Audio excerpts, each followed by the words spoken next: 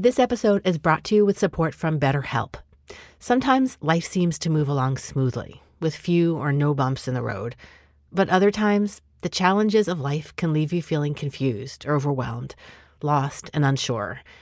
You try to figure things out on your own, but you're not getting back on track, and you could use some outside help from an experienced and knowledgeable professional.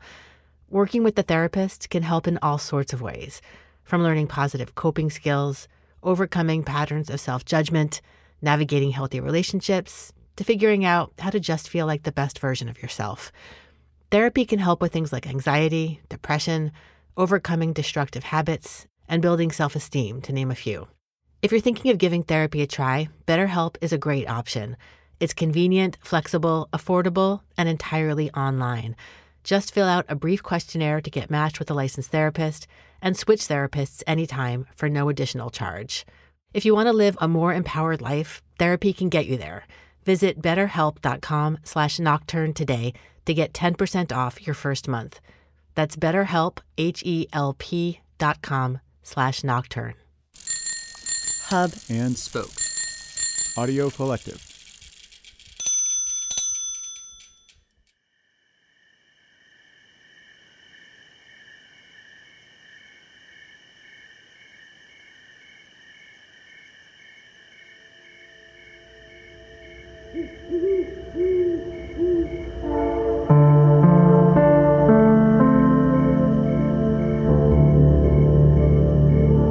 You're listening to Nocturne. I'm Vanessa Lowe.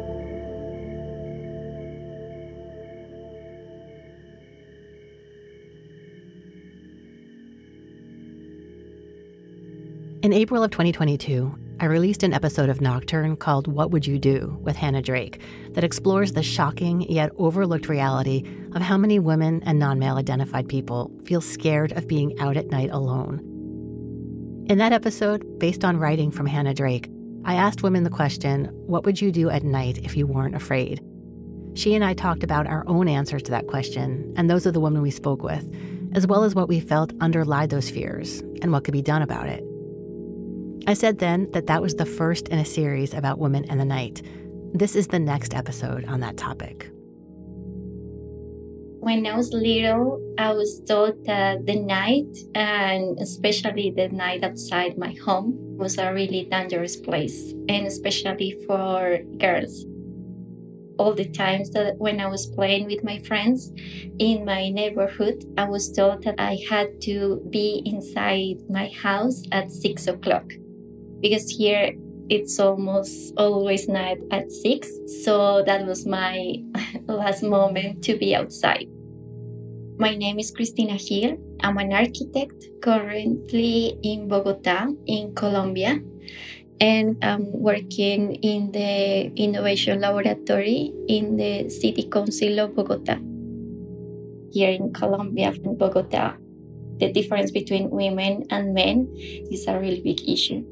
If you are a girl or a woman, when bad things happen to girls or women in public spaces, most of the people is going to blame you because you shouldn't be outside. Everybody asks them, like, why were you outside? And everybody focus on why you didn't behave in a certain way and not in the fact that she was vulnerable at night. Christina has the same trepidation that many, if not most women have about being out at night alone. But she loves to travel, and she wanted to experience cities at night. Especially when I'm traveling abroad. At the beginning, I was feeling really scared. First, I was always going out during the daytime. And after 1 or 2 days of going around the same places, I go outside at night. I always do a previous scan of the place during the daytime in order to feel comfortable during nighttime. I always look for landmarks or kind of restaurants or some building places that had security. So I always have these security points, even though I don't know the people inside those places.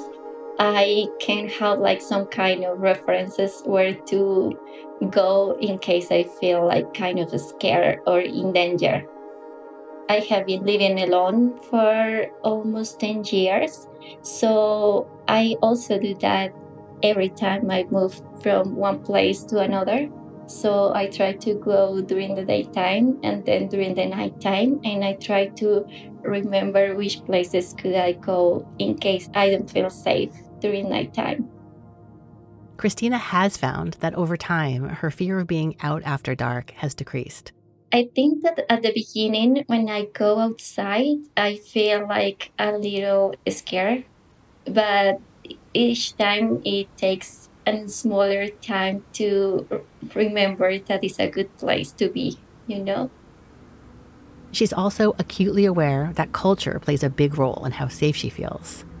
In Colombia, I still feel really like a dangerous place for a girl. Even though I do it and I go outside and I explore the different spaces, I still feel a little bit scared. And I have these comments of other people, men and women, about how I'm risking myself just because I'm going out and why should I walk outside during the nighttime? And they don't want to go out with me, for example, when I invite them to just go around and have a walk or a jogging. During her studies, Christina lived and traveled away from Colombia for the first time. Early on, she found herself in Buenos Aires, a city with a vibrant nighttime culture where there appeared to be more freedom for women at night. At that moment, I was like the first time that I was living alone and in a different city to the one I born. In that moment, I discovered that girls were not taught in this way and they felt free to go outside and just get fun. And nobody was blaming them in the same way that girls like me in my country were. So in that moment, I feel like more freedom to be outside.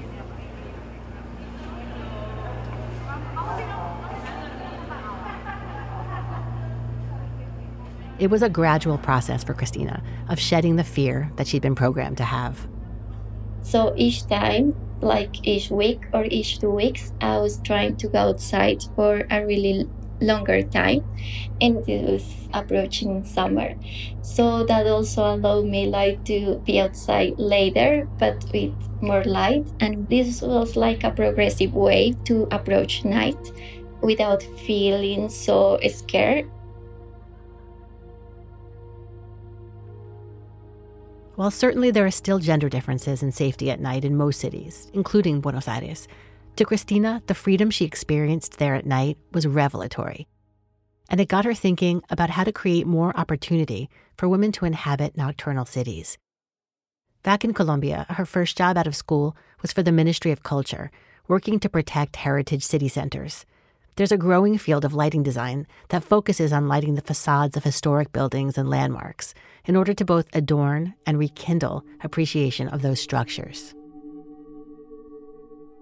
I was working in a heritage studio, and I read an article about some buildings that were stopped from being demolished because some artists did some lighting design intervention, and they lit up these buildings in different moments of the night and during different days of the week in an artistical way.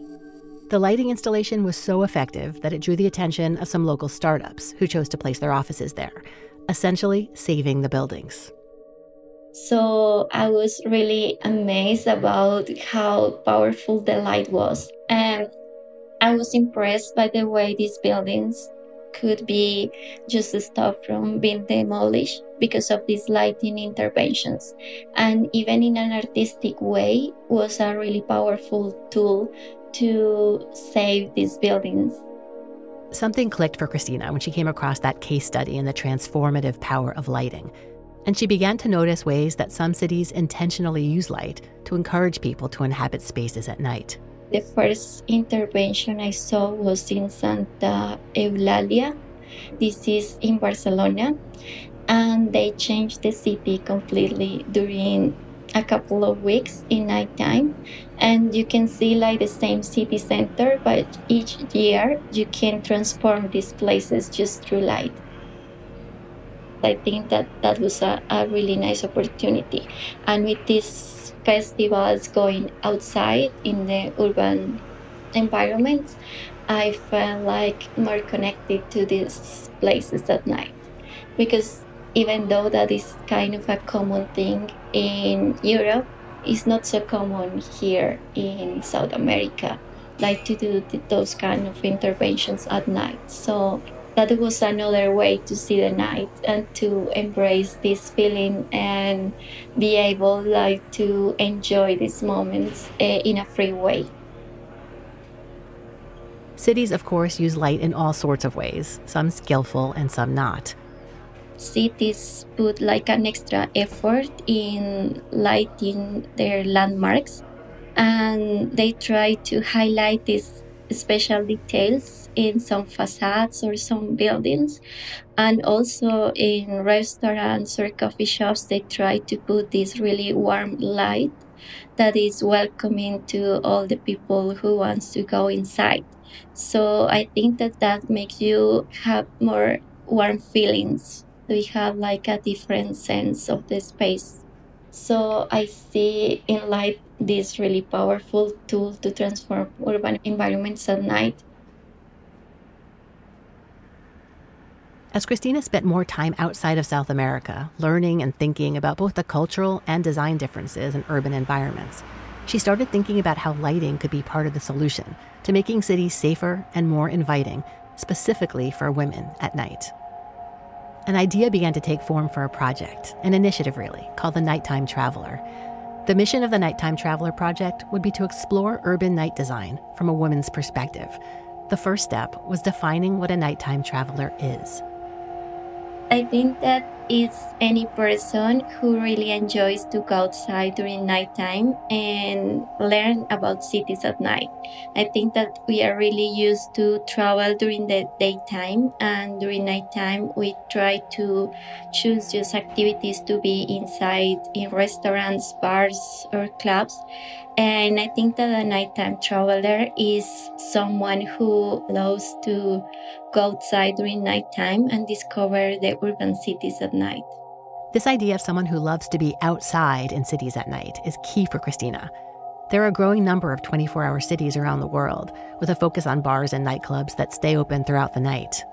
I think that during this moment, these 24-hour cities are mostly seen from an economic way. And I think that it should be expanding like to quality of life in 24-hour cities for all the people, for all the citizens, and not just for the people that can afford to go to these indoor places at night. For Christina, it's the cities themselves that she wants other women to be able to explore, not just the indoor spaces. She used her training as an architect and realized that she needed to gain a more thorough understanding of how women experience cities at night. So she developed a survey that asked things like, have you ever stopped going to a place or city or doing an activity out at night because of fear? What obstacles do you find when exploring a city at night? And what motivates you to travel? She worked with an organization called Women in Lighting Design to get the survey out to a large group of women. I have been reading some of the answers, and it's really nice because I continually receive new answers. So it's really interesting. Like we have a common point of view about fear during the nighttime, but we also have this idea of yes, we have been overcoming this fear as women, and especially the more we travel around, the more we feel like a freedom to explore the nighttime. Following up on the results of the survey, the second part of the Nightttime Traveller project involves research about ways to improve the nighttime experience in urban areas that could be implemented and shared. And from lighting design, if we could approach that feeling and give some tools and some guidelines in design to improve the perception of night, especially for women. Christina discovered some interesting themes. For example, she noticed that when people walk through cities with lighting that emanates from above, the shadows that are created on faces can distort the way we perceive other people. She likens the effects of overhead lights in cities to that of theater lighting over actors' heads.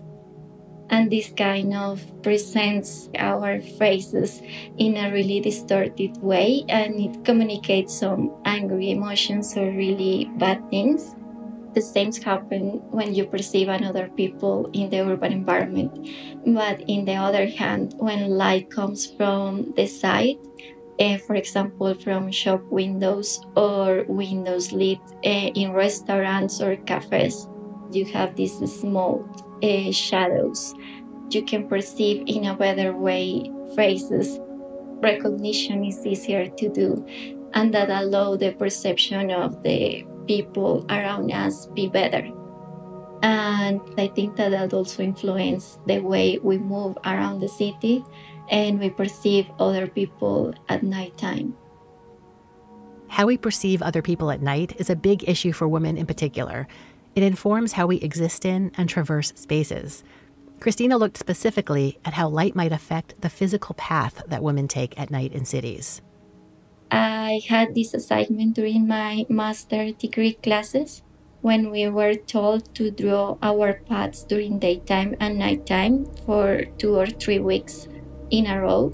And I realized that during nighttime, I used to take sometimes longer paths because I felt safer in those places because we're more lit, or there were more people in those places, or there were like some restaurants or bars open later.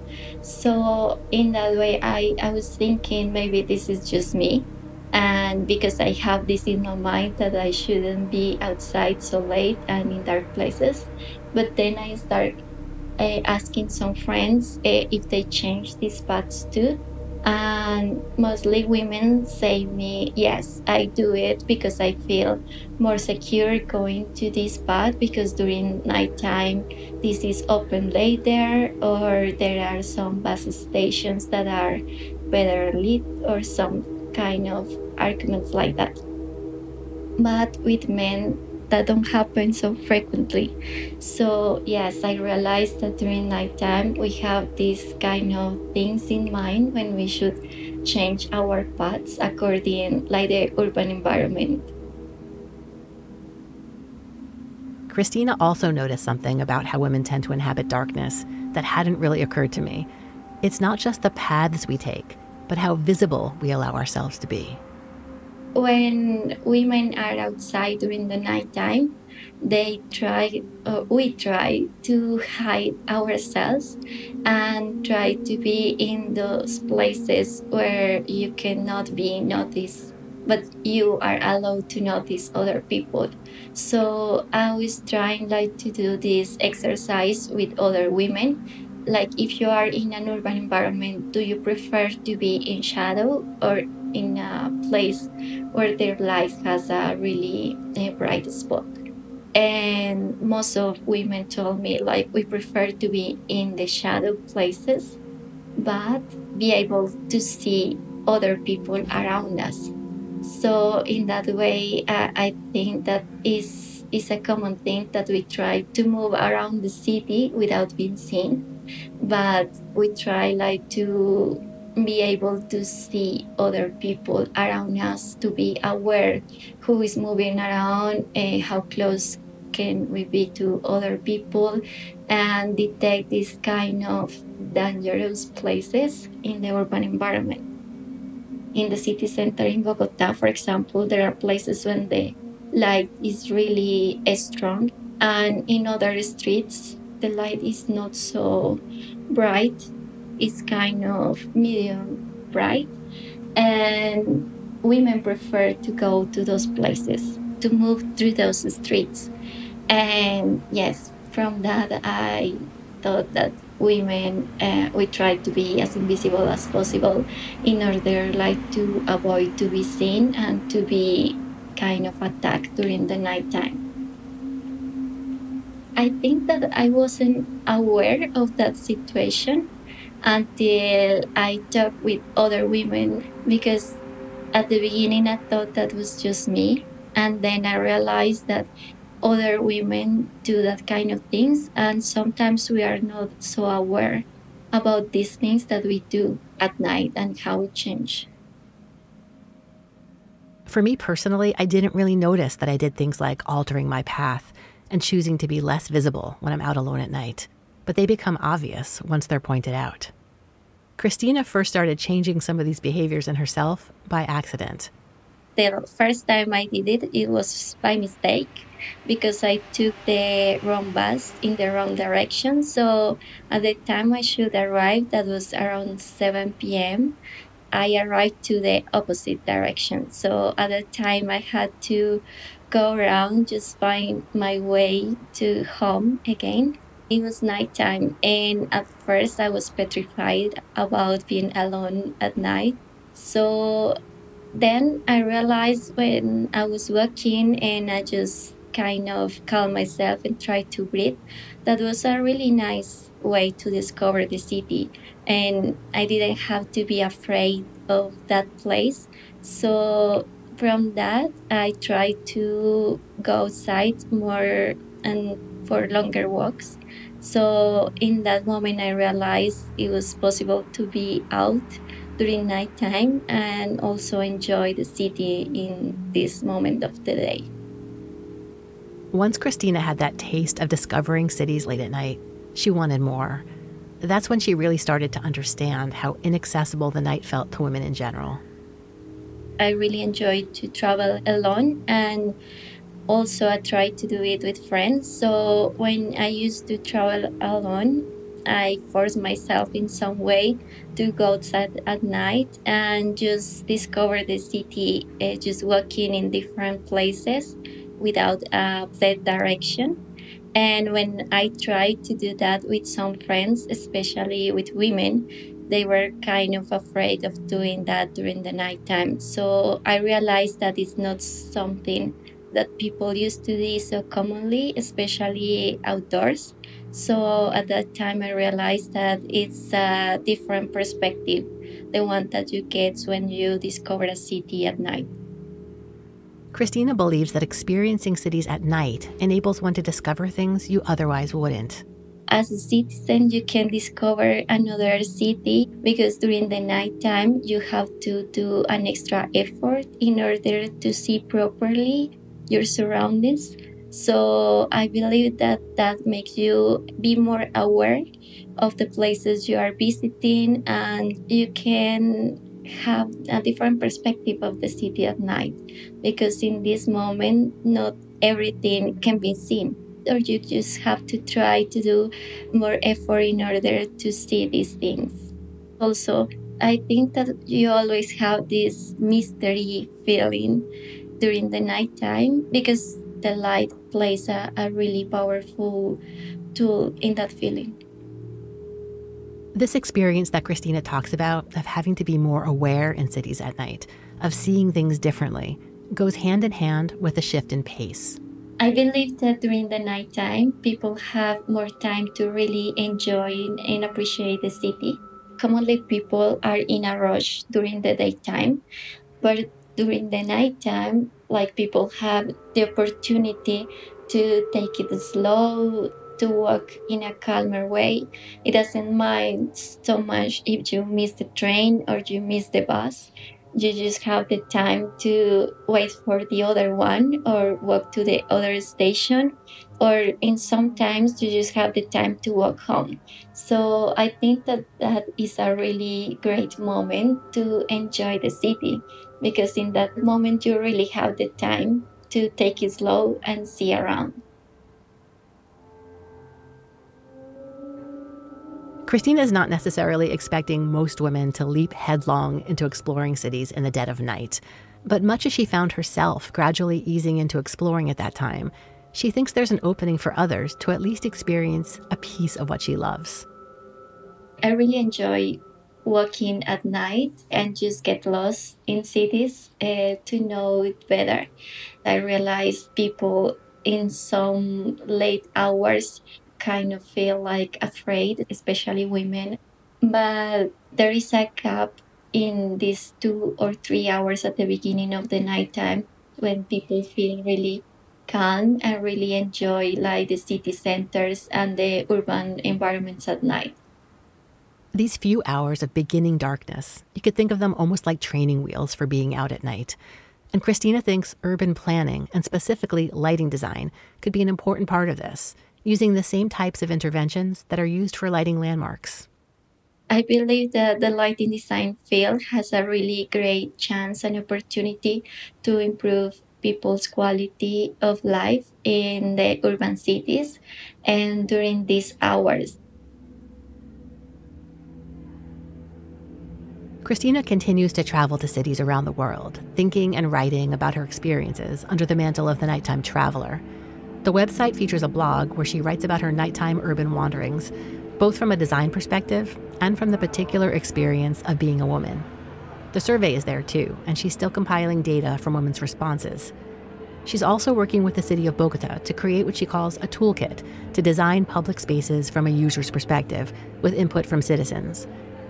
Her hope is that by intentionally including a focus on the night, her efforts will help improve the experience for women of traversing and exploring the city after dark. And while including lighting design is certainly an important factor, Christina acknowledges that larger cultural shifts also need to occur to make the night welcoming and accessible to all. This includes festivals and events that occur at night, as well as creating other spaces that feel welcoming and safe. I think that 70% is cultural. So I think that if we have some kind of events or activities in order like to connect that feeling of enjoying the nighttime in cities for the people in cities and so tourists, and we encourage people to go out, this kind of cultural thing about avoiding the night is going to be overcome. So I think that, yes, it's a mix between activities and lighting design in order to encourage people to go out, but the most effort has to be focused on the cultural part. Christina's hope is that the cultural and design pieces will build on each other, bit by bit, to create environments where it feels normal for everyone, including men, families, and solo women, to comfortably inhabit cities at night. I think that my ultimate goal is encourage other women to go outside and enjoy cities at night. I think that we have been restricted as citizens to just dwell the public spaces during the daytime. And I think that we are missing so much about the cities and the potential of going out, not just for a cultural event, but also for education. I have seen so many cases of women that don't dare to study because they're really scared about going out after 11 p.m. or something like that from classes. So I have the feeling that if we improve this quality of urban nighttime for women, we are going to improve also our quality of life. Nighttime festivals and events, places like botanical gardens and zoos being open at night, and lighting and transportation that make the night more accessible are hopeful developments. But there's still a long way to go for what I'm thinking of as nocturnal equity. I think that is going to take time, a lot of time, more time that I would like to do. But I have the feeling that yes, and you can see that at the beginning women weren't allowed to go outside even during the daytime, and women in the past needed like a man in order to enjoy the cities or the places outside. And with a lot of time, this has been improving for most of women. Fortunately, not for all. But I think that with all these kind of festivals and this intention of have 24-hour cities, I think that is something that is going to happen. I hope she's right, because it can't happen soon enough. It may take a long time, but I'm grateful for projects like the Nightttime Traveller and people like Hannah Drake for raising awareness about this issue, so that someday, maybe, it will feel normal for a solo woman to delight in getting lost in a city at night.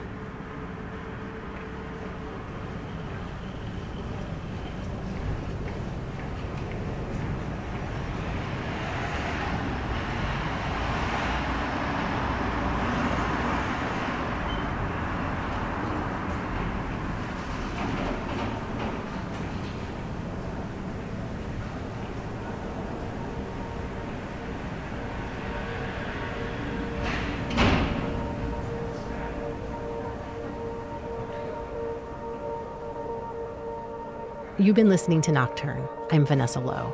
Nocturne is produced by me and was created by myself and Kent Sparling, who also composed the theme music, as well as a lot of the other music in this episode. Other music was by Jeffrey Foster. For more information about the Nightttime Traveller and Christina Gil's work, go to nocturnepodcast.org and see the show notes for this episode. While you're at our website, check out all the beautiful episode art by Magdalena Matrajka. You can also find information there about becoming a regular supporter of the show. About 2% of people who regularly listen to Nocturne actually help us out financially, and we are so grateful. If you don't already help out, it's really easy and any amount helps. Just go to nocturnepodcast.org/support. Thank you. Nocturne is a proud member of Hub and Spoke Audio Collective, a group of smart, well-crafted, independent podcasts. Check out all the other shows in Hub and Spoke at hubspokeaudio.org. Till next time, be well, and thanks for listening.